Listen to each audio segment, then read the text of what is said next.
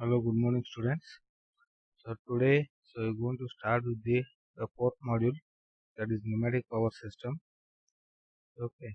So to come to the content of this today's presentation is, you're going to study first about the pneumatic systems, introduction to pneumatic system, that is pneumatic power system, and advantages, disadvantages of the pneumatic system, and applications of these pneumatic systems in industries, as well as then the choice of working substance and characteristics of the compressed air and air compressor structure of pneumatic control system, and fluid conditioners, dryers, and FRL units. This is one part. And second part of in this module is pneumatic actuators, linear cylinder actuators. That is what you studied in the hydraulic part. So while studying in the first module and second module about the hydraulic system, because you studied so many compressors, so many different kinds of pumps, actuators. So in similar way, you go to study same thing in the pneumatic part. That is types of cylinders, working, end position cushioning, sealings, which are used for different applications, different types of seals, mountings, and mounting arrangement. So means mounting arrangement means how you going to fix up these actuators while working condition, and different applications of that. Rotary cylinders, types of, and construction and application symbols. And other part is the pneumatic control valves. Okay, so that is a DC valve, and FCV, that is flow control valve, direction control valve, and the pressure control valve is going to study it in the pneumatic part. So next come to the introduction of this pneumatic system. So as the name itself is indicating that pneumatic means what? It is the air. So in the system, suppose if you're going to use the atmospheric air as a working substance, so you can call it as a pneumatic system. So basically this pneumatic technology deals with the study of behavior and application of compressed air in our daily life in general and manufacturing automation in particular. Okay, so that is what the pneumatic technology or the pneumatic system. So then pneumatic systems uses air as a working substance which is abundantly available in the nature and can be exhausted into the atmosphere after the completion of the assigned task. This is one of the main important advantage of this pneumatic system. That is what? So you need not to pay anything for the working substance. Suppose in case of a hydraulic system, in the hydraulic system they are going to use the any liquid substance as a working substance. So that's why so you have to pay something, that is some amount to buy that. But in the pneumatic system that is not the case, because air is abundantly available in the nature, so that air can be used directly for the in the pneumatic system to execute some task. Okay. So next is similar way.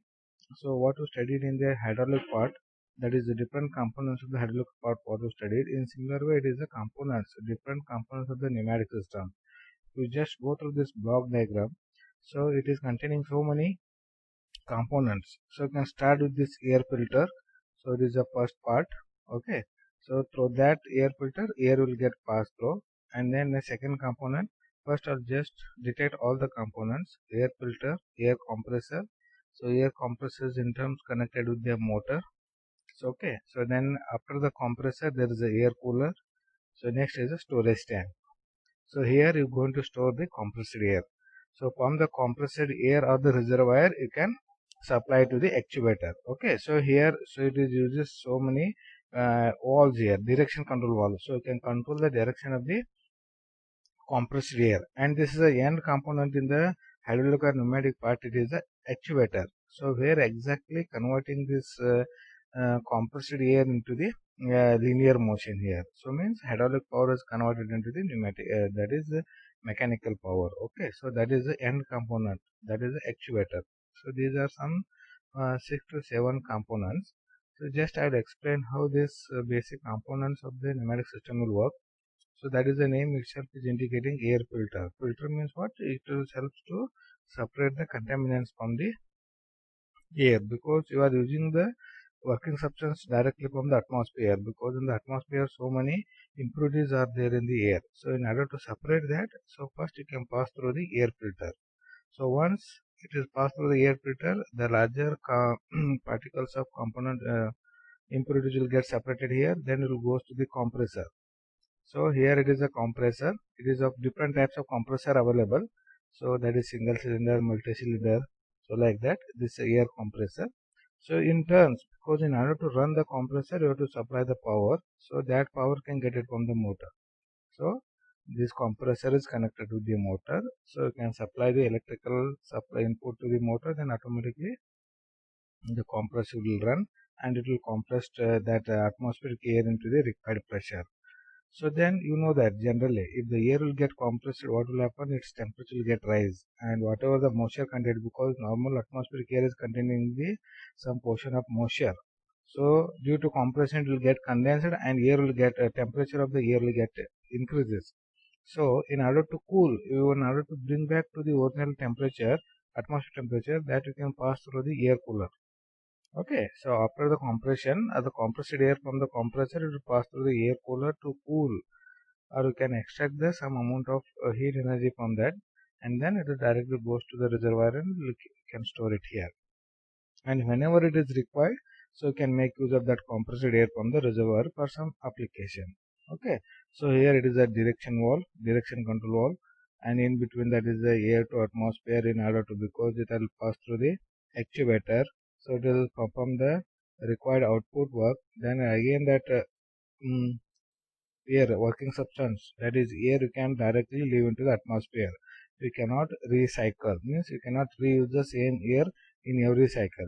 In the pneumatic system, so in every cycle you are going to use the fresh air as a working substance. But in case of hydraulic system is not like that. The same hydraulic fluid will recirculate continuously. Okay, so that is what the major difference between this pneumatic and hydraulic system. So this is about the complete block diagram of the pneumatic system or the components of the pneumatic system. So it is very important because in the examination they may ask. So next, if you come to the advantages of this pneumatic systems, if you look at the advantages, because you already studied, you have the idea about or you have the knowledge for the pneumatic system, that is hydraulic system. Okay, so at the same time the hydraulic systems also have its own advantages, disadvantages. In similar way, this pneumatic system also. So first advantage of this pneumatic system is what? The low inertia effect of pneumatic components due to the density of air. Okay, that is a low density. Air density is very low. So because of that, the inertia effect of the pneumatic systems are low. And second advantage is that pneumatic systems are light in weight. Okay, so that is a major advantage of this pneumatic systems as compared to the hydraulic system. The pneumatic systems are light in weight, and the operating elements are cheaper and easy to re-operate.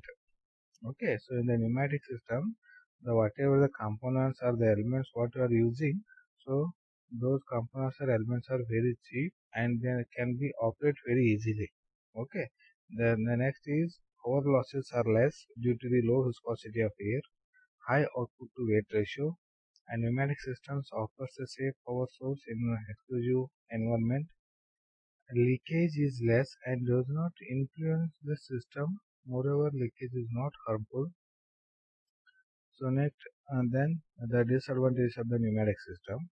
So suitable only for low pressure and hence low force application. So that is the main drawback of this pneumatic system. Suppose whenever if you go for the high pressure applications, so in such cases these pneumatic systems are not suitable because it is having the pressure limitation, that is 50 kilonewton. So that's why, so this pneumatic system only you can use and the low pressure for the low pressure applications. If it's required high pressure application, then you can go for pneumatic, that is hydraulic systems.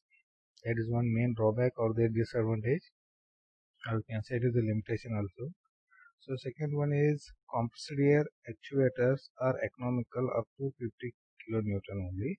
Then generation of the compressed air is expensive compared to the electricity. So that is also one more important thing, because in every time you can request the compressed air, that is high pressure air is required.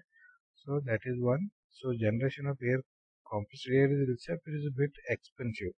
So exhaust air noise is unpleasant and silence has to be used. Okay, that is what. So in the pneumatic systems, as we know that if any pneumatic system is working, it produces the more noises because you are working with the compressed air. Then you are exhausting that compressed air from the system, it will produce the unpleasant sound. So that is one main drawback or disadvantage. Rigidity of the system is poor and weight to pressure ratio is large. And next one is less precise. It is not possible to achieve uniform speed due to compressibility of the air.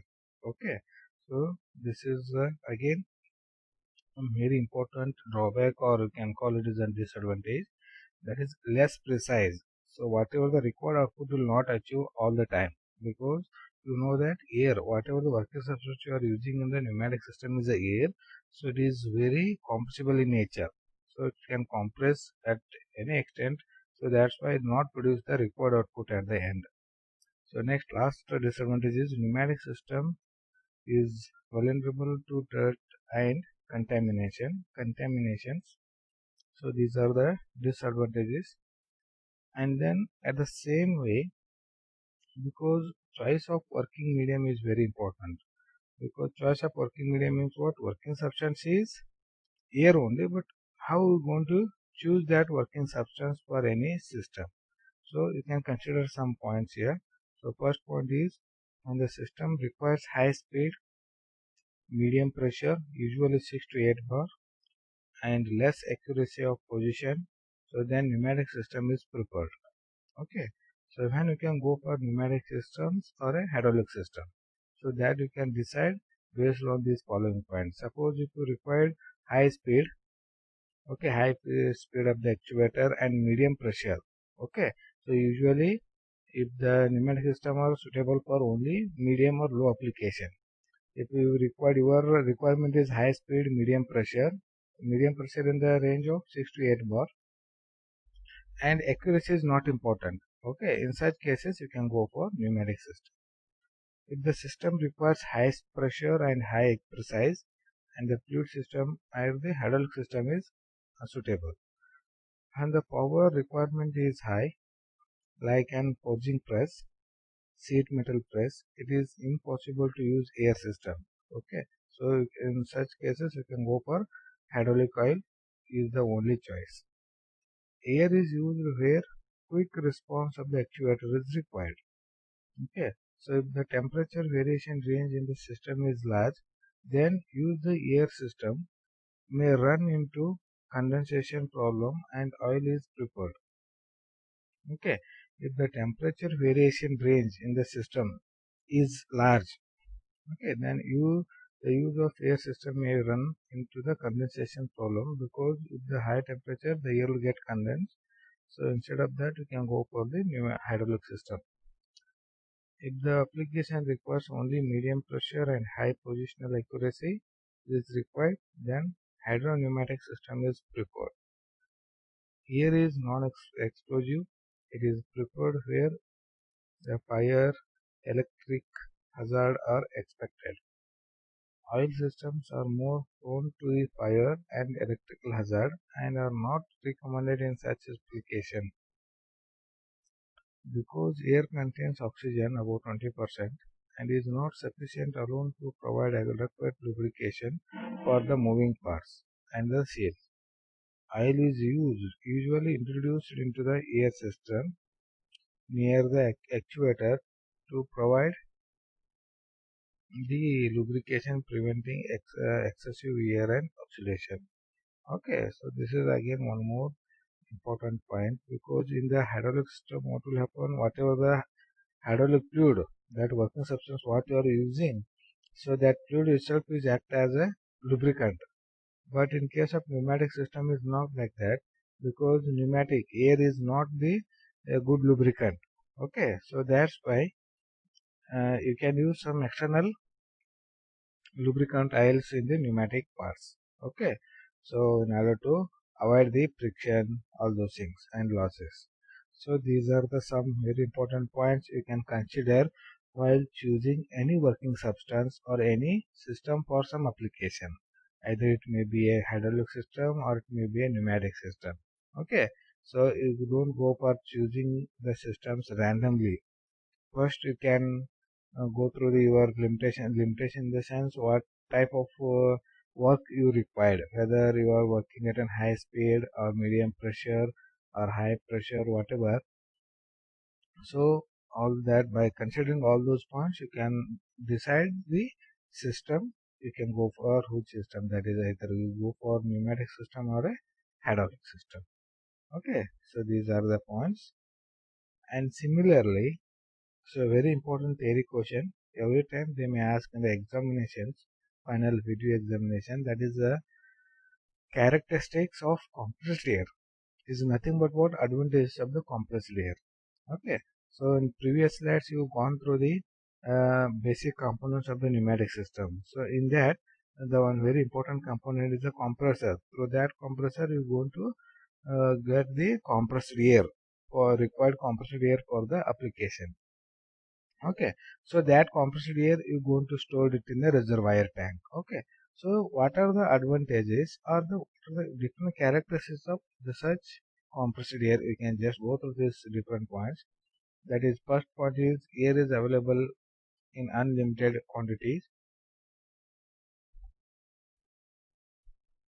Compressed air is easily conveyed in pipeline even over long distance. That is very important. Okay, first point is the working substance or air is available in nature in abundant quantity, so that can be used. Okay, and you can produce the required compressed air.